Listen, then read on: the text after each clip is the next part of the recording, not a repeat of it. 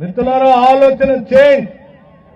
వైరా పట్టణంలో ఇందాక మిత్రులు మాట్లాడినట్టుగా ఇక్కడ ఏ అభివృద్ధి కార్యక్రమం జరిగినా, ఏ పునాది తీసినా, ఏ శంకుస్థాపన చేసినా, ఏ ప్రారంభోత్సవం చేసినా అనాదిగా కాంగ్రెస్ ప్రభుత్వాలు మాత్రమే చేశాయి తప్ప 10 సంవత్సరాలు ఈ రాష్ట్రాన్ని పట్టి పీడించినటువంటి బీఆర్ఎస్ పార్టీ తట్టడం మట్టి కూడా ఈ వైరా పట్టణంలో ఏ అభివృద్ధి కార్యక్రమాలు చేయలేదు.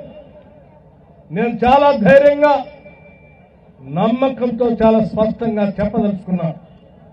వైరా పట్టణంలో ఎంటర్ అవుతా ఉంటే ఖమ్మం నుంచి అక్కడ ఉన్నటువంటి శాంతినగర్ కాలనీ, అటు ఎస్సీ కాలనీ కానీ, ఇటు ఎస్టీ కాలనీ కానీ, ఆ ఇళ్లలో ఉన్నటువంటి వాళ్ళు గుండె మీద చేసుకొని ప్రశ్నించుకోండి.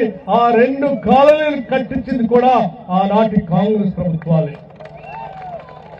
ఏ ఒక్క ప్లాట్ కానీ, ఏ ఒక్క ఇల్లు కానీ టీఆర్ఎస్ పార్టీకి సంబంధించినటువంటి వాళ్ళు, ప్రభుత్వానికి సంబంధించినటువంటి వాళ్ళు ఇచ్చిన పాపాన పోలే.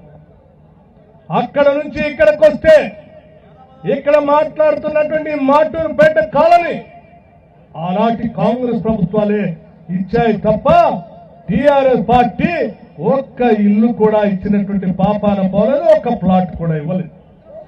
దీని నుంచి ఇంకొంచెం ముందుకు పోతే